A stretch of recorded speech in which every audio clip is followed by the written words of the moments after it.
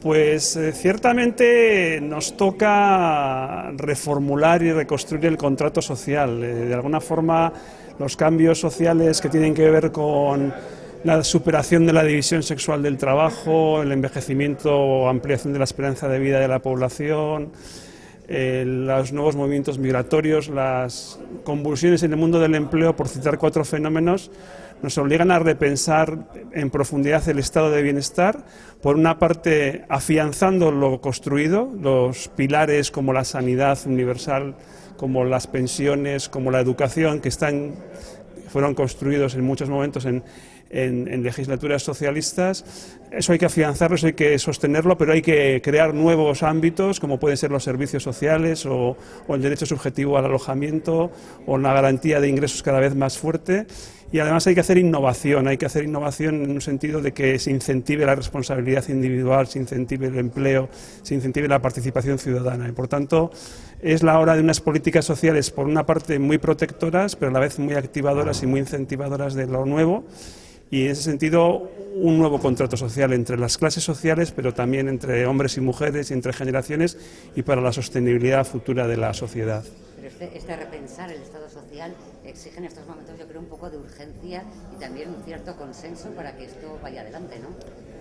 Claro, los grandes logros, que a veces han sido logros de un partido o logros de una parte de la sociedad, pero luego han sido asumidos por toda la sociedad. Es decir, en este momento hay unos consensos básicos en cuanto a que, fijaros que en España ya de salida, con las pensiones y las prestaciones de desempleo, ya tienes la mitad del presupuesto prácticamente que es gasto social, sin contar otras partidas que están más en las comunidades autónomas, ¿no? Y por tanto es evidente que hay una parte de la política social que tiene que ser consensuada, que tiene que ser política de Estado, como se hizo en su momento en el Pacto de Toledo, por ejemplo, pero que hay otros elementos que tenemos que ser capaces, desde acuerdos políticos, aunque sean más parciales, de avanzar y de innovar, porque realmente hay partidos políticos que ciertamente no han demostrado que crean mucho en las políticas sociales, y eso también hay que tenerlo en cuenta. Y por tanto, en una época preelectoral como la que estamos, pues quien de verdad crea que las políticas sociales son una parte central del contrato social, pues también tiene que mirar bien a quién vota y por quién apuesta.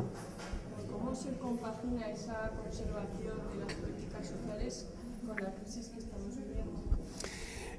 Date cuenta que la crisis que estamos viviendo es una pequeña parte de lo que se ha llamado la crisis del estado de bienestar. Realmente la crisis del estado de bienestar o la necesidad de repensar el estado de bienestar viene del último cuarto del pasado siglo, no tiene que ver específicamente con la crisis de los últimos años, y por tanto, efectivamente,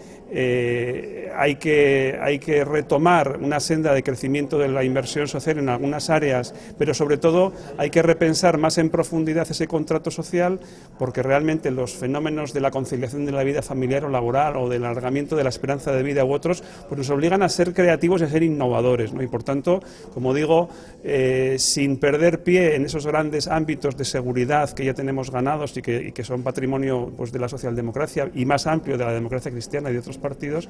pues no cabe duda de que tenemos que arriesgar con innovación social, con participación ciudadana, con responsabilidad también de la gente a través de la economía solidaria, de la economía colaborativa, para buscar nuevas fórmulas que generen a la vez actividad económica. Realmente un estado de bienestar que no sea a la vez desencadenante de actividad económica es un estado de bienestar que se está cavando su propia tumba. Gracias. El contrato social, pero ¿por dónde empezamos? Bueno, yo creo que, como Fernando ya ha comentado, las políticas sociales son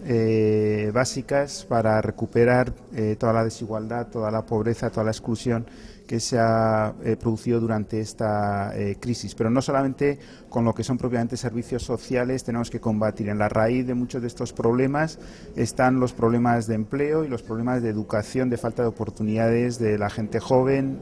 y de otros muchos que quedan en situación de desempleo. Por tanto,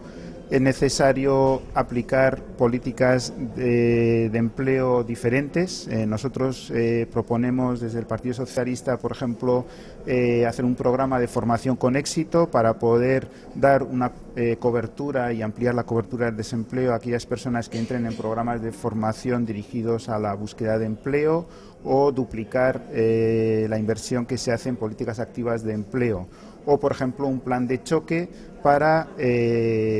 ofrecer a 700.000 jóvenes, lo que se llaman ninis, que ni estudian ni trabajan, la posibilidad de hacer en un curso de 6 meses una capacitación que les permita reincorporarse o bien a los itinerarios de formación profesional o bien al empleo. Y lo mismo en cuanto a las políticas de educación, donde pensamos que esta crisis también ha dejado unas lagunas muy importantes y donde proponemos una ampliación de la escolarización hasta los 18 años, desde los 0 años, empezando por la educación infantil, aumentando las tasas de escolarización de los niños, lo cual significa también que, por ejemplo, muchas mujeres puedan acceder al empleo y, en segundo lugar,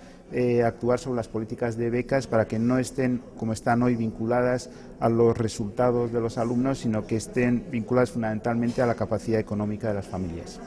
Siendo el candidato del CSN al Congreso, ¿qué diagnóstico hace las políticas sociales en Navarra? Pues Navarra, desgraciadamente, está en una situación similar a la del resto de España. Es verdad que, afortunadamente, nuestra tasa de desempleo es menor. Sin embargo, bueno, ya estamos viendo por los últimos resultados de la última encuesta de población activa que no estamos recuperando al mismo ritmo que el resto de España el empleo. Y por tanto compartimos una gran parte de las dificultades, altas tasas de desempleo especialmente entre la población juvenil y entre los parados de larga duración, y también la falta de cobertura económica al desempleo. Quiero recordar que Navarra es la tercera comunidad autónoma en España que ha tenido una mayor reducción de la cobertura de prestación por desempleo en España.